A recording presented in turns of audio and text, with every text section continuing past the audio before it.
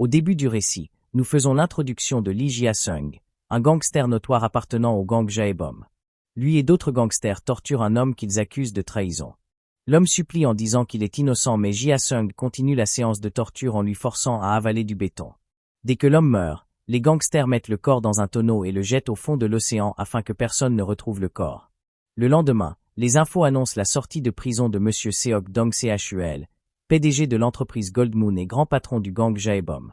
Après sa sortie de prison, il est d'abord allé voir sa maîtresse pour se relaxer et lorsqu'il se fait conduire chez lui plus tard dans la nuit, sa voiture se fait percuter par un camion. Les urgences arrivent quelques instants plus tard et on le transporte à l'hôpital dans un état critique. Pendant que tous les membres du gang Jaebom attendent d'avoir des nouvelles du grand patron, Jia-sung se rend à l'aéroport accueillir Jung Chung, directeur exécutif de l'entreprise Gold Moon et supérieur hiérarchique de Jia-sung. Jung Chung était parti en voyage d'affaires et il est rentré dès qu'il a appris que M. Seok avait eu un accident. Lui et Jia-sung sont comme des frères et ils ont grandi dans le même quartier en Chine. Les deux hommes ont même fait des braquages ensemble avant d'intégrer l'organisation criminelle de M. Seok. Chaque fois qu'il part en voyage, il achète un cadeau à Jia-sung mais ce dernier rejette toujours ses cadeaux parce que c'est de la contrefaçon. Lorsqu'ils arrivent plus tard à l'hôpital, le docteur sort du bloc opératoire et annonce le décès du grand patron M. Seok, PDG de Gold Moon. Les autres gangsters se mettent à agresser le docteur en lui demandant de réanimer le grand boss. Le lendemain, lors des funérailles de M. Seok, tous les membres du gang sont réunis pour rendre un dernier hommage au grand boss. Le gang Jaebom est divisé en 3 clans et Lee Jong-gu, directeur général de Gold Moon, a son propre clan et ses propres hommes tandis que Jung Chung a son clan et ses hommes à lui. Jong-gu se considère comme le seul digne successeur à la présidence après la mort de M. Seok. Convaincu qu'il est l'héritier légitime, il voit Jung Chung comme un rival. Soudain, l'un de ses hommes l'informe que des individus non identifiés prennent des photos à distance sans autorisation. Lui et ses hommes se précipitent sur les lieux, vandalisent une voiture et brisent même l'appareil photo de ces individus qui s'avèrent être des policiers. Au même instant, un homme s'approche et les gangsters se calment immédiatement. Il s'agit du lieutenant Kang, l'agent de police qui avait envoyé le grand boss en prison. Après une petite altercation au cours de laquelle chacun promet de faire la peau à l'autre, le lieutenant Kang ordonne à Jong-gu de dédommager ses hommes pour la caméra qu'il vient de casser. Jong-gu sort quelques billets et les jette au sol mais au moment de retourner dans la salle des funérailles, le lieutenant Kang l'informe qu'il a été promu au grade de capitaine et promet de lui faire mordre la poussière. De retour au quartier général de la police, une nouvelle stratégie est élaborée pour démanteler le gang Jaebom et le conglomérat criminel de l'entreprise Gold Moon. La réunion rassemble les hommes les plus hauts gradés du département de police et il est révélé que M. Seok utilisait son entreprise Gold Moon pour faire du blanchiment d'argent et d'autres activités criminelles. Suite à son décès, 3 candidats sont en compétition pour prendre sa place et l'un d'eux sera sélectionné pour occuper le poste de président-directeur général de Gold Moon. Parmi les candidats nous avons le dénommé Jang Suk-ki, vice-président de Gold Moon. Ensuite il y a Jung Chung, directeur exécutif de Gold Moon. Enfin nous avons Jong-gu, directeur général de Gold Moon. Les autorités veulent influencer le choix de succession du nouveau PDG en sélectionnant un candidat qu'ils pourront manipuler facilement et garder le contrôle sur les activités illicites du gang. Le nom de code de cette opération est New World et elle sera supervisée par le capitaine Kang. Peu après, un rebondissement inattendu révèle que Jia-sung est un policier infiltré dans le gang. Il avait été recruté par le capitaine Kang il y a 6 ans et il transmet constamment des rapports du gang à la police par l'intermédiaire d'une prof de jeu d'échecs qui s'avère aussi être un flic qui opère sous couverture. Après son entretien avec la prof d'échecs, il se rend dans un immeuble abandonné qui sert de planque au capitaine Kang. Jia-sung est remonté contre le capitaine Kang parce qu'on lui avait promis que sa mission d'infiltration allait se terminer lorsque M. Seok serait mort ou capturé. Il croyait qu'on allait l'affecter à l'étranger après la mort du grand boss mais à sa grande surprise, il reçoit l'information que sa mission va continuer jusqu'à ce qu'on désigne le nouveau président de Gold Moon. Jia-sung ne souhaite plus continuer à risquer sa vie parce que sa femme est enceinte mais le capitaine Kang menace de révéler sa véritable identité aux membres du gang s'il désobéit aux ordres. Jia-sung prend mal les menaces du capitaine Kang et devient agressif, mais il se ressaisit parce qu'il est face à son supérieur hiérarchique. Le lendemain, une réunion se tient dans les locaux de l'entreprise Gold Moon et tous les membres du conseil administratif sont présents dans la salle de réunion. Il est décidé que le prochain président sera élu par un vote lors de la prochaine session. À la fin de réunion, Jung Chung invite son rival Jong-gu à dîner mais ce dernier lui répond qu'il préfère mourir que de partager un dîner avec lui. Après la réunion, Jung Chung informe Jia-sung qu'il doit voyager demain pour conclure l'affaire qu'il avait laissée en suspens à cause de l'accident du boss. Lorsqu'ils arrivent au parking, une voiture fonce sur eux et s'arrête à quelques centimètres. La vitre se baisse et Jong-gu commence à se moquer d'eux parce qu'ils ont paniqué. Jung n'apprécie pas la blague et réprimande Jong-gu, mais ce dernier lui dit d'aller se faire foutre et klaxonne pour leur demander de libérer le passage et s'en va lorsque les autres s'écartent. Après cet incident, Ji-sung monte dans sa voiture et se rend chez la prof d'échecs. Il se met à lui poser des questions concernant l'identité des autres policiers infiltrés dans le gang. Elle refuse de lui dévoiler leur identité et Ji-sung s'énerve parce qu'il risque sa vie pour des personnes qui ne lui font même pas confiance. Il informe la prof d'échecs que Jun-chung voyage demain et s'en va après avoir balancé celui qu'il appelle toujours mon frère. Pendant ce temps, Jun-chung prépare sa victoire. Il rencontre plusieurs membres influents de l'entreprise qui promettent de le soutenir lors des votes car elles souhaitent qu'il devienne président. Après cet entretien, Jun-chung se rend à l'aéroport, prêt à s'envoler pour la Chine mais dès qu'il traverse le contrôle de sécurité, des agents viennent lui demander de les suivre. On l'emmène dans une salle et il se retrouve face au capitaine Kang qui lui propose une collaboration. Jun-chung lui répond qu'il ne collabore pas avec les flics et le capitaine Kang lui remet un dossier contenant les rapports des activités illégales de l'entreprise Gold Moon. Après avoir regardé le dossier, il accepte d'écouter ce que le capitaine Kang avait à dire. Le capitaine Kang lui dit que la police a assez de preuves pour faire emprisonner Jong-gu indéfiniment et promet de faciliter son ascension au poste de PDG de Gold Moon s'il accepte de collaborer avec la police. Après analyse, Jun-chung a compris que la police avait infiltré des informateurs dans le gang et ce fut sa seule préoccupation. Il rejette la proposition du capitaine Kang et lui demande comment il savait qu'il devait voyager aujourd'hui. Le capitaine Kang ne répond pas à la question et lui dit qu'il peut y aller. Dès qu'il embarque dans l'avion, Jun-chung demande à son avocat d'utiliser tous les moyens possibles pour lui fournir des informations sur le capitaine Kang afin de débusquer les agents infiltrés dans le gang. Après avoir soumis ses recherches au procureur, le capitaine Kang obtient un mandat d'arrêt pour capturer Jong-gu. Le gangster était en train de partager un magnifique buffet avec ses hommes dans un restaurant privé lorsque des policiers envahissent les lieux. Le capitaine Kang arrive et une nouvelle altercation se déclenche entre les deux hommes qui ne peuvent décidément pas supporter de se retrouver dans la même pièce. Sauf que cette fois, le capitaine Kang a un mandat qui lui permet de passer les menottes à Jong-gu et de l'embarquer dans le respect total des règles. Dès que Jun-chung apprend que Jong-gu a été arrêté, ça confirme sa théorie selon laquelle il y a des taupes dans leur rang et il décide de rentrer au pays s'occuper de ce problème. Pour faire le nettoyage, il fait appel à des mercenaires mongols. Des tueurs à gages impitoyables qu'il a fait entrer dans le pays. Entre-temps, Ji-sung est à l'hôpital avec sa femme Han Ju-kyun pour une séance d'échographie. L'examen médical confirme que le bébé est en bonne santé, mais Ji-sung est rongé par le stress de sa mission d'infiltration. Sur le chemin du retour, il propose à sa femme de quitter le pays pour aller s'installer ailleurs. Lorsque le couple se sépare, Ju-kyun se rend dans un espace public et il est révélé qu'elle est une espionne qui travaille pour le capitaine Kang. Elle a pour mission de signaler chaque comportement de Ji-sung afin que la police soit alertée au cas où il décide de changer de camp. Lorsque Jun-chung rentre au pays, il s'en va rendre visite à Jong-gu en prison. Son rival l'accuse de l'avoir trahi mais Jun-chung lui dit qu'il n'est pas responsable de son arrestation. Jong-gu ne le croit pas et l'accuse même d'avoir orchestré l'assassinat du grand patron.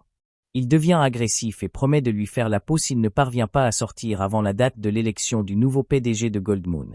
Dès qu'il sort du parloir, Jun-chung s'en va rencontrer le capitaine Kang dans un stade de foot et lui remet un carton contenant de l'argent dissimulé à l'intérieur des gâteaux. Il dit au capitaine Kang que c'est pour le remercier d'avoir fait arrêter Jong-gu et promet de continuer à lui verser des pots de vin à l'avenir. Le capitaine Kang rejette son offre et lui dit qu'il n'est pas intéressé par son argent sale. Ce qu'il veut réellement c'est que Jun-chung soit sous ses ordres et qu'il fasse tout ce qu'il va lui demander de faire s'il veut que la police ne vienne pas fouiner dans ses affaires. Jun-chung lui répond qu'il va réfléchir à sa proposition et quitte les lieux. Peu après, l'avocat de Jun-chung lui remet un dossier contenant les informations sur le capitaine Kang. Ils ont engagé des hackers pour pirater la base de données de la police, ce qui leur a permis d'obtenir les dossiers de tous les agents infiltrés dans le gang. Au même instant, il reçoit l'appel de Ji-sung qui lui demande pourquoi il n'avait pas signalé qu'il était déjà rentré au pays. Jun-chung lui répond qu'il avait une urgence et lui demande de venir le retrouver dans un entrepôt situé de l'autre côté de la ville. Ji-sung commence à avoir un mauvais pressentiment. Décidé à faire le nettoyage en capturant tous les agents infiltrés, Jun-chung ordonne au tueur à gages mongol de capturer la prof d'échecs et précise qu'ils doivent la ramener vivante. Lorsque la prof d'échecs aperçoit les tueurs à travers sa caméra de surveillance, elle appelle le capitaine Kang pour lui dire que sa couverture est grillée et lui demande de supprimer son dossier de la base de données. Elle parvient à tuer l'un des mercenaires avant de se capturer peu de temps après. Plus tard, on aperçoit Jung Chung en train de boire de l'alcool sous la pluie, contrarié par une décision difficile qu'il s'apprête à prendre. Quelques instants plus tard, le véhicule de Jia Sung arrive et les gardes de Jung Chung viennent le chercher avec un parapluie. Dès qu'il entre dans l'entrepôt et se retrouve face à Jung Chung, ce dernier ordonne à l'un des mercenaires d'avancer avec un tracteur transportant un tonneau. Il ordonne ensuite à Jia Sung d'aller vérifier le contenu du tonneau. Jia Sung s'avance et dès qu'il ouvre le tonneau, il est choqué de voir sa prof d'échecs à l'intérieur, torturée et bâillonnée. Jung Chung lui révèle qu'elle est un agent de police qui livre des informations du gang à la police. Il remet un dossier Jia Sung contenant les informations de la prof d'échecs et ajoute qu'elle était la petite protégée du capitaine Kang. Dès qu'il révèle à Jia Sung qu'il y a les informations d'une autre taupe dans le dossier, Jia Sung se met à paniquer en croyant qu'il s'agit de lui. Avant même qu'il n'ouvre le fichier, Jung Chung appelle l'un de ses gardes personnels et se met à le frapper avec une pelle jusqu'à ce qu'il meure le crâne éclaté. Jia Sung réalise que cet homme était l'agent infiltré que le capitaine Kang avait placé pour le surveiller. Jung Chung ordonne aux mercenaires de violer la prof d'échecs et de se débarrasser de son corps après avoir fini. Ne pouvant pas laisser une chose pareille se produire, Jia Sung se charge personnellement de tuer la prof d'échecs pour l'éviter d'atroces souffrances. Les corps des agents de police sont ensuite placés dans des tonneaux et jetés à la mer. Cela rappelle brutalement à Jia Sung que la seule récompense pour une taupe est la mort. Après avoir appris la mort de sa petite protégée, le capitaine Kang rend visite à Jong-gu en prison et lui révèle que c'est Jung Chung qui l'avait vendu pour l'écarter de la course au poste de président. Il lui montre des photos où Jung Chung est vu en compagnie du capitaine Kang et on réalise que sa stratégie consiste à diviser pour mieux régner. Jong-gu croit au mensonge et avant de partir, le capitaine Kang le nargue en lui disant qu'il pourrira en prison pendant que Jung Chung dirigera l'entreprise. Consumé par la vengeance, Jong-gu convoque l'un de ses hommes à la prison et l'ordonne d'éliminer Jung Chung. Plus tard, Jia Sung rencontre le capitaine Kang et l'interroge sur la façon dont Jung Chung a obtenu les dossiers des agents infiltrés. Le capitaine Kang lui révèle que la base de données de la police a été piratée et les dossiers de tous les policiers ont été visités. Même celui de Jia Sung n'a pas été épargné. Le capitaine Kang lui dit qu'il ignore pourquoi Jung Chung ne l'a pas tué et ajoute qu'il a une autre personne infiltrée dans le gang, mais cette personne n'est pas de la police. Une silhouette s'approche et Jia Sung est choqué lorsqu'il voit le vice-président Jang Suki entrer dans la pièce. Maintenant que le capitaine Kang a poussé Jong-gu et Jung Chung à se massacrer, il est persuadé que le vice-président Jang remportera la victoire et occupera le poste de PDG de Gold Moon. Jia Sung est furieux parce qu'il voulait quitter le monde du crime et vivre une vie normale avec sa petite famille, mais le capitaine Kang lui dit qu'il sera nommé vice-président de Gold Moon parce que Jung Chung va bientôt mourir. Il informe Jia Sung qu'il a déjà détruit son dossier et les seules personnes qui savent qu'il est policier sont lui-même le capitaine Kang et le commissaire de police. Personne d'autre ne connaît sa véritable identité. Pendant ce temps, on aperçoit Jung Chung en possession du dossier de Jia Sung dans son bureau. Son avocat lui demande pourquoi il ne l'a pas tué et Jung Chung ne parvient pas à lui répondre, toujours sous le choc de la découverte. Il met le dossier dans son coffre-fort et sort de son bureau. Dès que lui et ses hommes arrivent dans le parking, une voiture fonce sur eux mais Jung Chung esquive à temps. Il réalise ensuite que tout le parking a été envahi par les hommes de Jong-gu qui ont été envoyés pour l'assassiner. Une bagarre générale se déclenche dans le parking et les hommes de Jong-gu se mettent à massacrer les hommes de Jung Chung. Entre-temps, son avocat s'est fait assassiner dans son bureau. Réalisant que ses adversaires sont en surnombre, Jung Chung retourne dans les locaux de l'entreprise mais au moment de prendre l'ascenseur, il tombe sur d'autres hommes qui l'attendaient.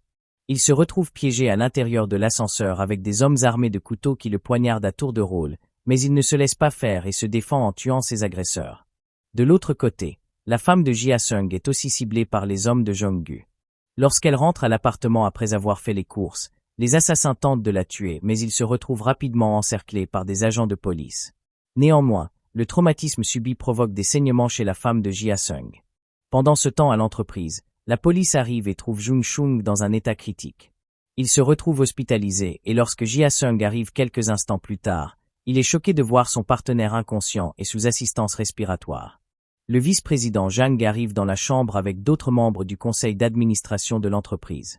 Jia Sung les laisse dans la chambre et se précipite à l'hôpital dès qu'il apprend que cette dernière est hospitalisée. Le docteur l'informe que sa femme a fait une fausse couche et cette nouvelle l'anéantit totalement. À cause des événements récents, le capitaine Kang informe le commissaire qu'il souhaite prendre sa retraite mais le commissaire rejette sa demande et lui dit qu'il doit rester pour coordonner l'opération New World parce qu'ils sont sur le point de gagner et prendre le contrôle de Gold Moon. Il fixe une rencontre avec Jia Sung et l'informe que lorsque le vice-président Jang sera nommé PDG de Gold Moon lors de la prochaine réunion du conseil, Il sera nommé vice-président de Gold Moon. Il lui révèle aussi que Jong-gu va être libéré de prison pour faute de preuves. Jia-sung se rend à l'hôpital et le médecin l'informe que les chances de survie de Jun-chung sont nulles. Jun-chung demande à Jia-sung de s'approcher et ordonne aux autres de sortir de la chambre. Jun-chung retire son masque respiratoire et dit à Jia-sung que désormais, c'est lui qui sera aux commandes. Il lui révèle ensuite qu'il lui a laissé un cadeau dans son coffre-fort. Après ces mots, Jun-chung ferme les yeux pour l'éternité sous le regard attristé de Jia-sung qui pleure la mort de son partenaire en crime. Le lendemain, on organise les funérailles de Jun-chung et les membres du gang lui font leurs adieux. Après les funérailles, Jia-sung se rend dans le bureau de Jun-chung et lorsqu'il ouvre son coffre-fort, il aperçoit une boîte et un dossier à l'intérieur du coffre-fort. La boîte contenait 2 montres de luxe de grande marque. Une pour lui et l'autre pour sa femme. Dès qu'il ouvre le dossier, il réalise que Jun-chung avait réellement découvert son identité, mais il ne l'a pas tué comme il l'avait fait avec les autres agents infiltrés. C'est à ce moment qu'il décide finalement de choisir son camp. Le lendemain, Jong-gu sort de prison et à sa grande surprise, personne n'est venu le chercher parce que son clan a été dissous après le massacre. On informe Jia-sung que Jong-gu est sorti de prison et au moment où il s'apprêtait à se rendre à l'entreprise pour assister à la nomination du nouveau PDG, le vice-président Jang arrive et propose de le conduire personnellement. Jia-sung monte dans sa voiture mais en cours de route, la voiture du vice-président change subitement de direction et se met à rouler à vive allure sur l'autoroute. Elle se dirige ensuite vers un endroit isolé où des hommes lourdement armés les attendaient patiemment. Le vice-président avait prévu de tuer Jia-sung afin de prendre le pouvoir et contrôler toute l'organisation à lui tout seul. Mais ce qu'il ignorait c'est que Jia-sung avait déjà tout anticipé. Les hommes qu'il avait recrutés pour faire le sale boulot étaient fidèles à Jia-sung et ces derniers se sont retournés contre le vice-président Jang. Après l'avoir copieusement battu à mort, ils ont attaché son corps à l'intérieur de sa voiture avant de le jeter dans la mer. Jia-sung a ensuite envoyé un mercenaire à la planque du capitaine Kang pour l'assassiner, puisqu'il est l'une des 2 personnes qui connaissent sa véritable identité. Il a aussi envoyé d'autres hommes se charger de Jong-gu à son domicile et ce dernier fut jeté du haut de son immeuble comme un sac poubelle. La dernière personne qui connaissait l'identité de Jia-sung était le commissaire de police et ce dernier fut assassiné à son tour par les mercenaires mongols que Jun-chung avait fait entrer au pays. Après avoir fini de faire le nettoyage, Jia-sung s'est rendu dans la salle de réunion où tous les membres du conseil d'administration étaient réunis et dès son arrivée dans la pièce, il fut nommé PDG de l'entreprise Gold Moon sans aucune contestation. L'ancien policier infiltré est finalement devenu le parrain suprême de la mafia et tous ceux qui connaissaient son secret ne sont plus de ce monde. Pour fermer ce chapitre de son passé, Jia-sung a brûlé son dossier d'agent de police et cette scène marque la fin de ce résumé. Merci d'avoir regardé. N'hésitez pas à laisser vos avis en commentaire. Cela pourrait me permettre d'améliorer mes récits. Abonne-toi si tu as trouvé ce contenu intéressant.